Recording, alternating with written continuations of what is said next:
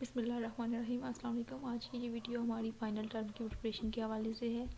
इसमें हम final term की प्रिपरेशन के हवाले से कुछ टिप्स पे बात करेंगे, ठीक है। जैसा कि आप सब जानते हैं कि फ़ाइनल टर्म की डेट शीट 1-2 दिन में आने वाली है और फ़ाइनल टर्म के लिए हमारे पास बहुत ही कम टाइम है, ठीक है। कुछ स्टूडेंट्स ऐसे भी हैं जिनकी बिल्कुल प्रिपरेशन ही नहीं है, ठीक है। तो उस हवाले से हम कुछ इंपॉर्टेंट टिप्स पे बात करेंगे, ठीक है। कुछ इंपॉर्टेंट टिप्स देखेंगे कि किस तरह से इन कम दिनों में हम शॉर्ट टाइम में अपनी प्रिपरेशन जो है वो कंप्लीट कर सकें, ठीक है, और अच्छे मार्क्स ऑब्टेन कर लें, ठीक है।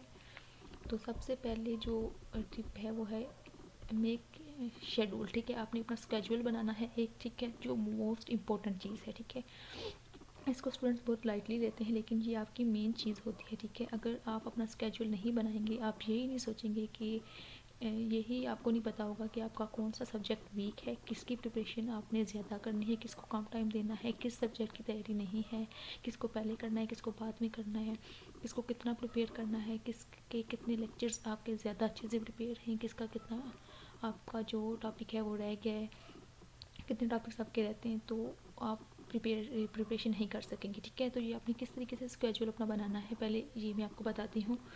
फॉर एग्ज़ाम्पल, अगर आपकी डेट शीट 2 दिन में आ जानी है, 30 को आई थी या 31 को आपका डेट शीट का लिंक ओपन हो जाएगा, ठीक है। फॉर एग्ज़ाम्पल, अगर आपका लिंक ओपन हो जाता है और आपके पास 12 दिन बचते हैं फाइनल टर्म फर्स्ट पेपर के, ठीक है।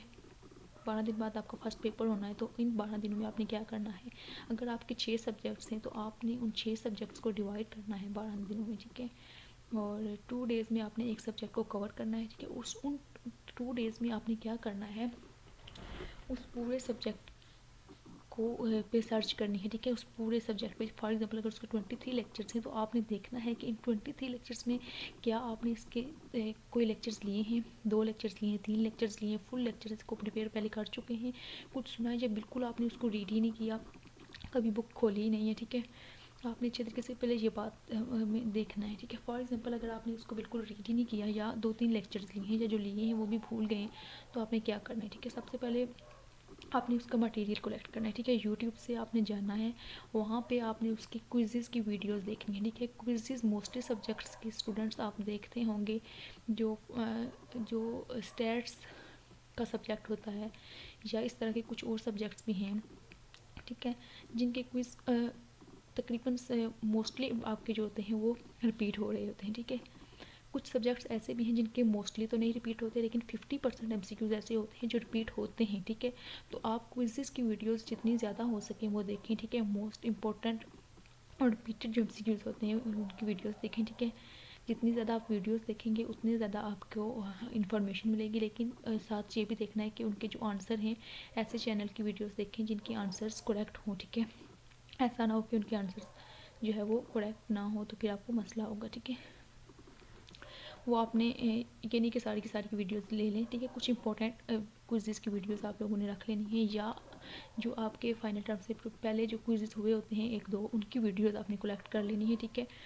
और वो आपने सेव कर लेनी है, ठीक है। एक ये आपका क्विज़ेस का डेटा हो गया। सेकंड, आपने क्या करना है, अपने जो हैंड आउट्स होते हैं उनको अच्छे तरीके से रीड करना है, स्टार्ट से रीड करना है। ये कोई इतना मुश्किल काम नहीं है, 1-2 घंटे में आपका ये काम हो जाना है, ठीक है। अगर आप उनको हैंड आउट्स को रीड करना स्टार्ट करेंगे तो उसमें क्या होगा कि आपने इंपॉर्टेंट पॉइंट्स देखने, जहाँ जहाँ पे आपके पास रिमार्क्स होते हैं, नोट होते हैं या इंपॉर्टेंट डेफिनेशन, वो आप पढ़ेंगे तो आपको आइडिया हो जाना है, ठीक है।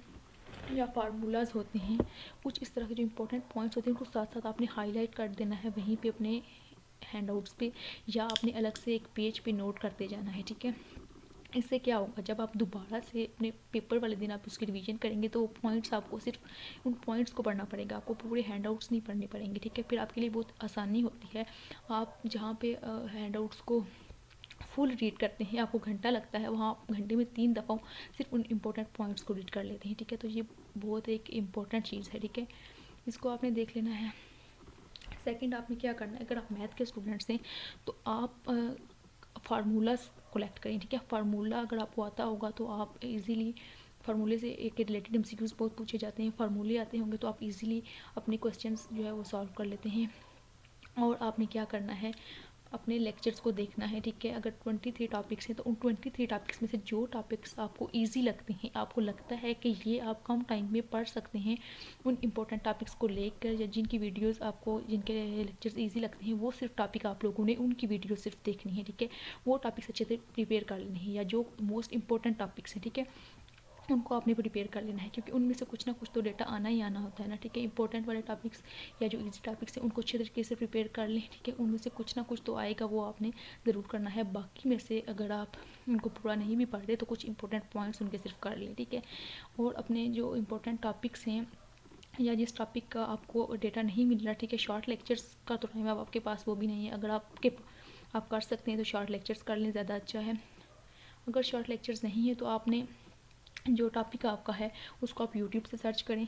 वहाँ पे ज़रूरी नहीं है कि आपको वीडियो के टीचर्स मिलें, ठीक है। यूट्यूब पे उस टॉपिक के रिलेटेड आपने सर्च करना है, उस टॉपिक के रिलेटेड आपको वीडियोस मिल जाएंगी, ठीक है। डिफरेंट वीडियोस होती हैं, तो फिर आप अच्छे से आपको उस टॉपिक की समझ आ जाएगी। वहाँ पे मुख्तलिफ टीचर्स की वीडियो होती है, तो किसी न किसी वीडियो से आपको हेल्प मिल जाती है। तो इस तरह से आपने अपने जो है वो स्केड्यूल बनाना है, किस तरह से अपने सिलेबस को आपने कम टाइम में कवर करना है, ठीक है। तो इस पॉइंट को आपने अच्छे तरीके से माइंड में कर लेना है। सेकंड चीज़ है हाईलाइट इंपॉर्टेंट टॉपिक्स। ये मैं आपको बता चुकी हूँ, पहले ही पॉइंट में मैंने आपको सारा चीज़ क्लियर कर दी है। क्विज़ वीडियोस, ठीक है। ये 3 टॉपिक्स को मैंने एक ही पॉइंट में आपको सारा एक्सप्लेन कर दिया है बहुत अच्छे तरीके से। अगर आप इस पर अमल करेंगे तो आप अच्छे मार्क्स ले सकते हैं। प्रैक्टिस मैथ टाइप, ये उन स्टूडेंट्स के लिए है जो मैथ के हैं, ठीक है, क्योंकि वो मैथ की प्रैक्टिस नहीं करके जाते। आपका पेपर काफ़ी लेंथी होता है जब आपकी प्रैक्टिस ही नहीं होती है, आपको पता ही नहीं होता मैथ टाइप यूज़ करने की। जब आपने प्रैक्टिस की होती है तो आपको पता होता है कौन सा सिंबल किस जगह पे है, इसको किस तरीके से फाइंड करना है, ठीक है, तो आपको आसानी होती है। और अगर आप नहीं करके जाएंगे, अगर आपको पेपर आता भी होगा तो इतने लेंथी क्वेश्चंस होते हैं कि समटाइम आपका कोई क्वेश्चन कोई रह जाता है, ठीक है। तो इसलिए काइंडली प्रैक्टिस करके जाएं, क्योंकि बाद में आपको बहुत दुख होता है जब आपका कोई क्वेश्चन रह जाता हो और आपको आता हो, तो फिर आप यूनिवर्सिटी वालों को ब्लेम करते हैं कि उन्होंने टाइम कम दिया है। तो काइंडली प्रैक्टिस करके जाया करें। टाइपिंग स्पीड आप अपनी जो है वो इंक्रीज़ करें।